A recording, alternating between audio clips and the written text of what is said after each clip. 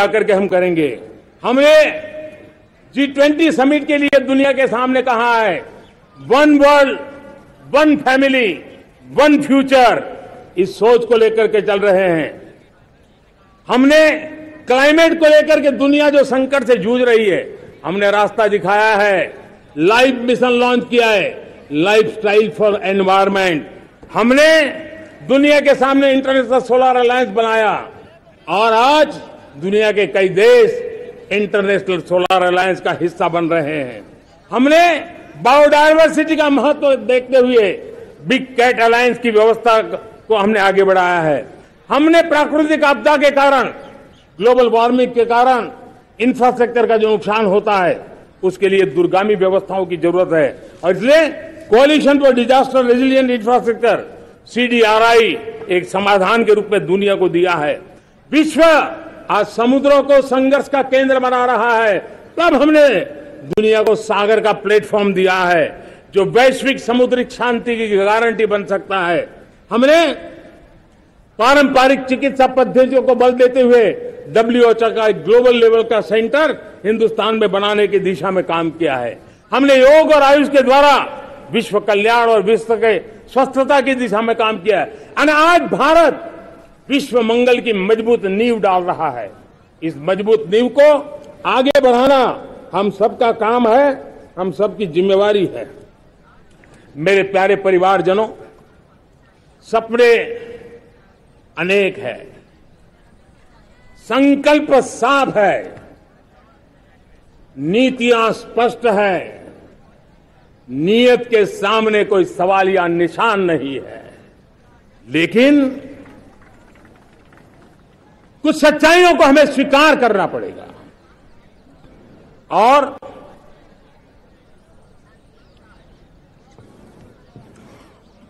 उसके समाधान के लिए मेरे प्रिय परिवारजनों, मैं आज लाल किले से आपकी मदद मांगने आया हूं। मैं लाल किले से आपके आशीर्वाद मांगने आया हूं, क्योंकि पिछले सालों मैंने देश को जो समझा है, देश की आवश्यकताओं को जो मैंने परखा है और अनुभव के आधार पर मैं कह रहा हूं कि आज गंभीरतापूर्वक उन चीजों को हमें लेना होगा। आजादी के अमृत काल में 2047 में जब देश आजादी के 100 साल मनाएगा, उस समय दुनिया में भारत का तिरंगा झंडा विकसित भारत का तिरंगा झंडा होना चाहिए।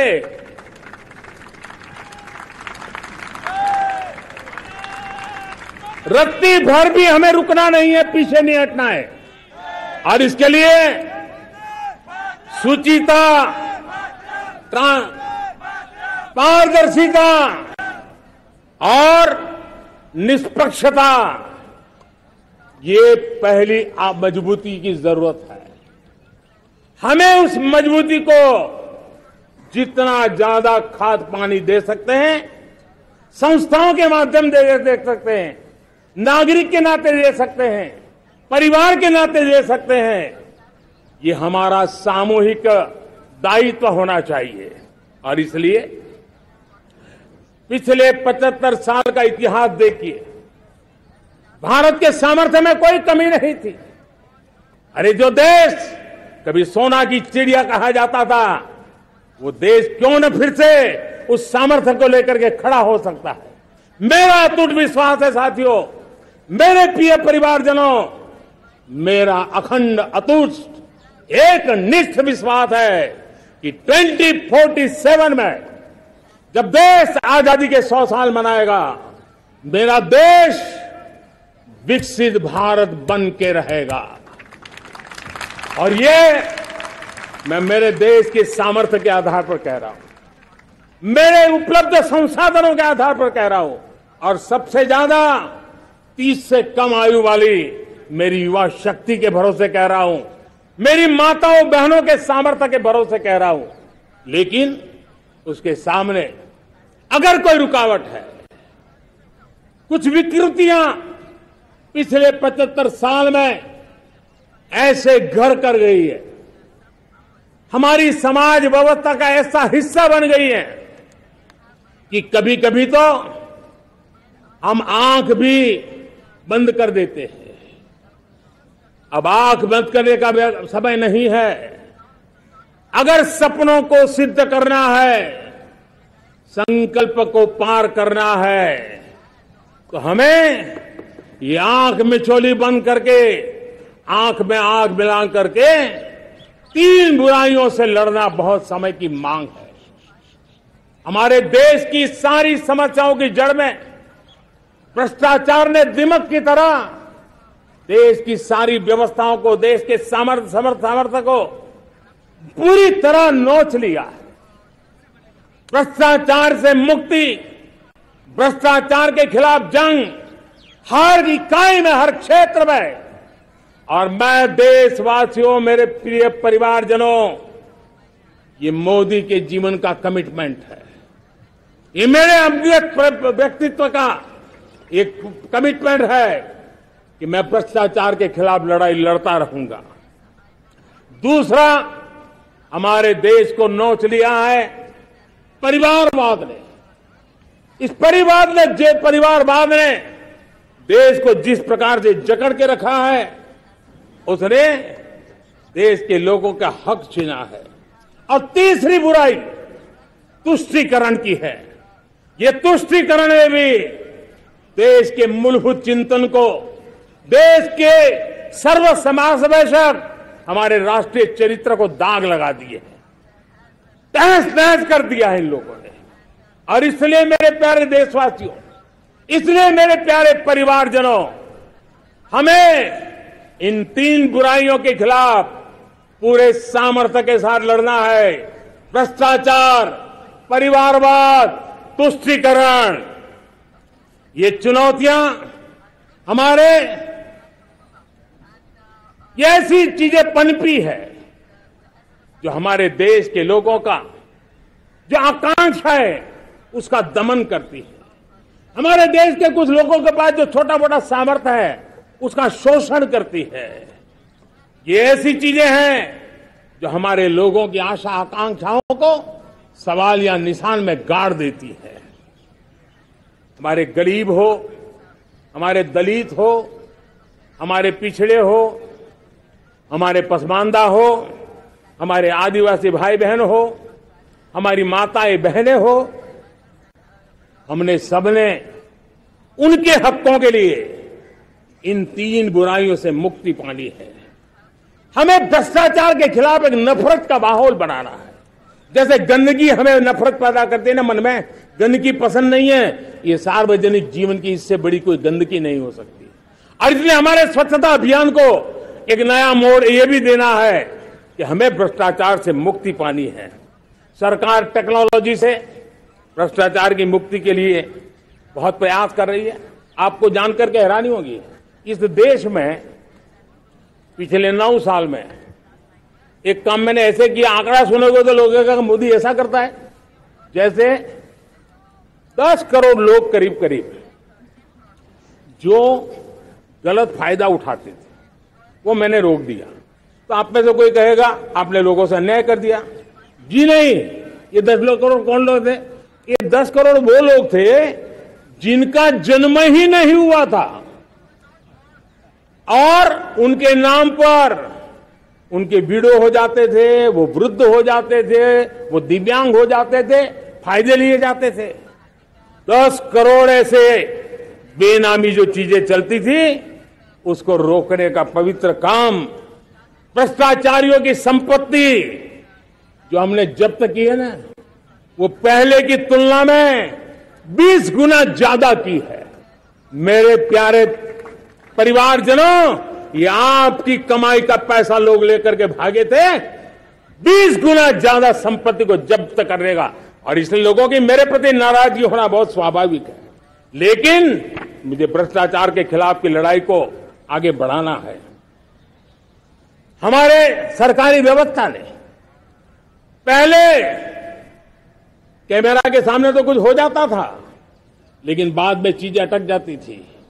हमने पहले की तुलना में कई गुना ज्यादा अदालत में चार्जशीट की है और अब जमानतें भी नहीं मिलती हैं। वैसी पक्की व्यवस्था को लेकर के हम आगे बढ़ रहे हैं, क्योंकि हम ईमानदारी से भ्रष्टाचार के खिलाफ लड़ रहे हैं।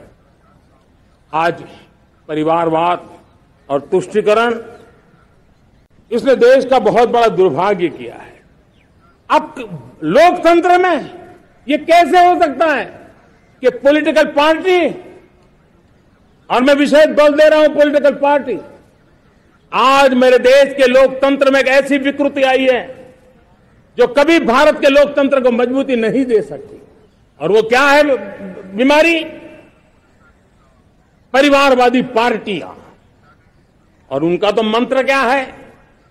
Party of the family, by the family and for the family.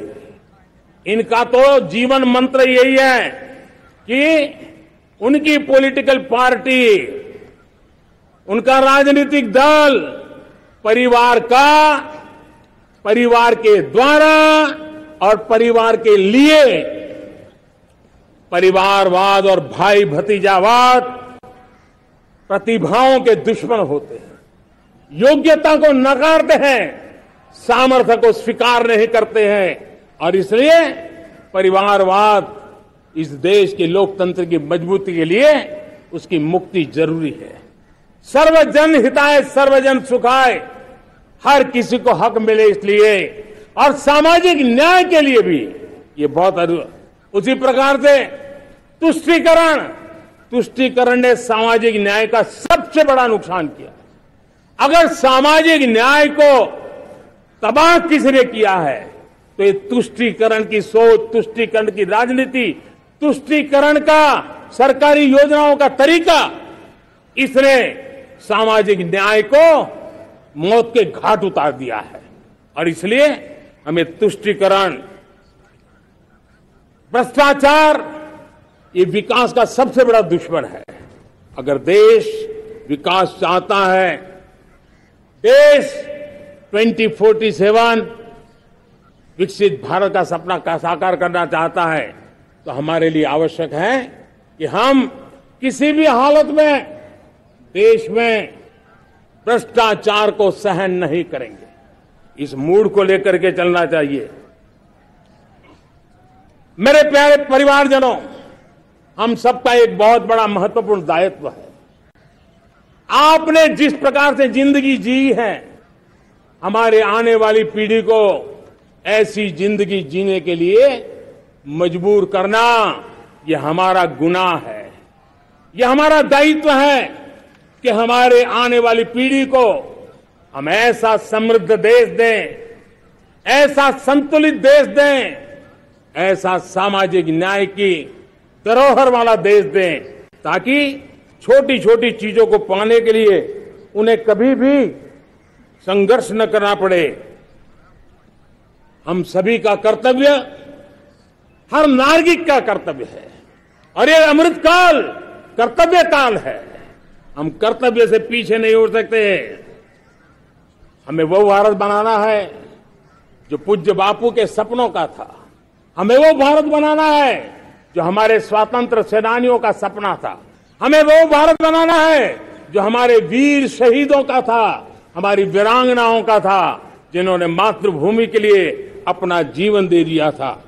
मेरे प्यारे परिवारजनों, मैं जब 2014 में आपके पास आया था, तब 2014 में मैं परिवर्तन का वादा लेकर के आया था। 2014 में मैंने आपको वादा किया था मैं परिवर्तन लाऊंगा, और 140 करोड़ मेरे परिवारजन, आपने मुझ पे भरोसा किया और मैंने विश्वास पूरा करने की कोशिश की। रिफॉर्म, परफॉर्म, ट्रांसफॉर्म, वो 5 साल जो वादा था वो विश्वास में बदल गया, क्योंकि मैंने परिवर्तन का वादा किया था। रिफॉर्म, परफॉर्म, ट्रांसफॉर्म के द्वारा मैंने वादे को विश्वास में बदल दिया। कठोर परिश्रम किया है, देश के लिए किया है, शान से किया है, सिर्फ और सिर्फ नेशन फर्स्ट, राष्ट्र सर्वोपरि इस भाव से किया है। 2019 में परफॉर्मेंस के आधार पर आप सबने मुझे फिर से आशीर्वाद दिया, परिवर्तन का वादा मुझे यहां ले आया, परफॉर्मेंस मुझे दोबारा ले आया और आने वाले 5 साल अभूतपूर्व विकास के हैं।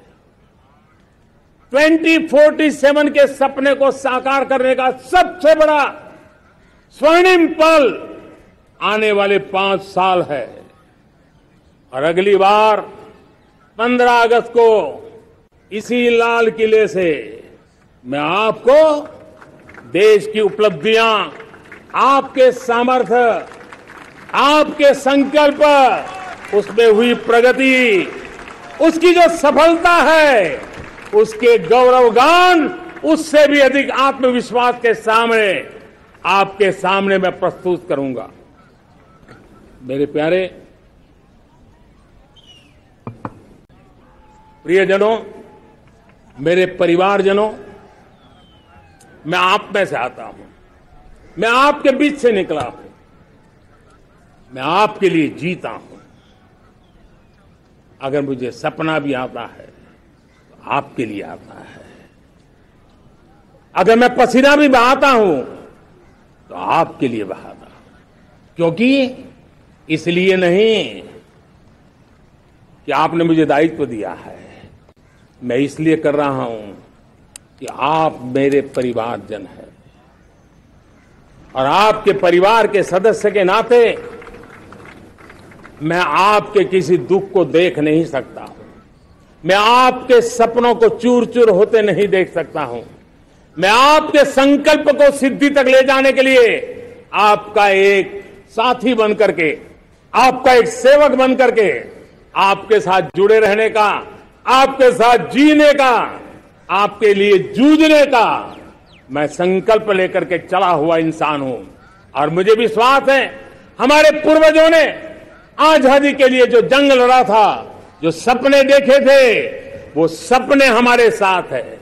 आजादी के जंग में जिन्होंने बलिदान दिया था, उनके आशीर्वाद हमारे साथ है और 140 करोड़ देशवासियों को एक ऐसा अवसर आया है, ये अवसर हमारे लिए एक बहुत बड़ा संबल लेकर के आया है। और इसलिए मेरे प्यारे प्रियजनों, आज जब मैं अमृतकाल में आपके साथ बात कर रहा हूं, ये अमृतकाल का पहला वर्ष है